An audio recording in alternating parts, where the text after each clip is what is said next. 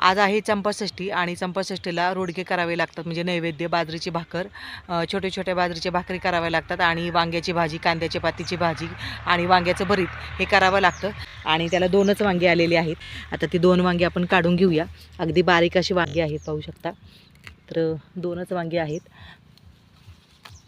तर म्हटलं नैवेद्याला बस होऊन जातील म्हणून 2च वांगे आपण काढून घेतलेली आहेत आणि थोडीशी कांद्याची पात देखील घेतलेली आहे.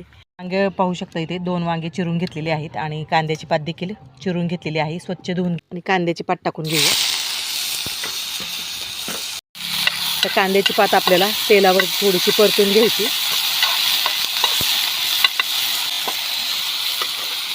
त्यामध्ये वांग्याची फोडी, थोडंसं लाल तिखट, थोडीशी हळद, थोडंसं मीठ परतून घेऊया. ताजी ताजी वांगी आणि ताजीच कांद्याची पात आहे, त्याच्यामुळे पटकन शिजली जाईल ती. तर इथे बाजरीचं पीठ घेतलं आहे. आता यामध्ये आपण इथे गुळाचं पाणी घेतलेलं आहे. ते गुळाचं पाणी टाकून घेऊया. कोणी गुळाच्या पाण्यात करतं, नाही तर कोणी साधं पण करतं. आता यामध्ये थोडंसं चिमूटभर मीठ टाकूया, जास्त नाही टाकायचं. आणि हे पीठ आता आपल्याला मळून घ्यायचं आहे. थोडं थोडं पाणी घालून मळून घेऊया. तर इथे आपण 6 नैवेद्य केलेले आहेत. बाजरीचे रोडगे म्हणतात त्याला, किंवा बाजरीची भाकर छोटीशी म्हणतात. आणि इथे वांगं आणि कांद्याची पातीचा आपण नैवेद्य केलेला आहे. आणि इथे आज नागदेवी देखील करावे लागतात, चंपाषष्ठीमुळे पाजावे लागतात.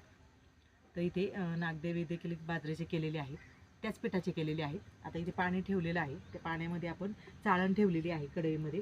आता हे दिवे आपण ठेवून घेऊया आणि हे वाफवून घ्यायचे दिवे आपल्याला.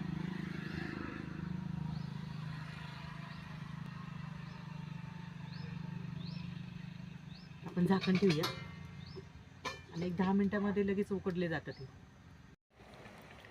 तर आपले दिवे इथे छानपैकी असे उकडले आहेत. आता काढून घेऊया आपण. तर ही दिवटी देखील आपल्याला पाजायची आहे. तेल टाकलेलं आहे आणि इथे दिवे जे केले होते आपण त्यामध्ये देखील तेल टाकलेलं आहे आणि वाती करून घेतलेलं आहे. आता या पाजळून घेते.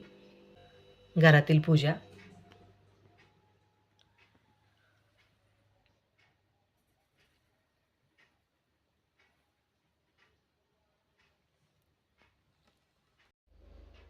नैवेद्य आपण केलेला. तर अशा प्रकारे चंपाषष्ठीचं नैवेद्य आणि तळेवरण केले.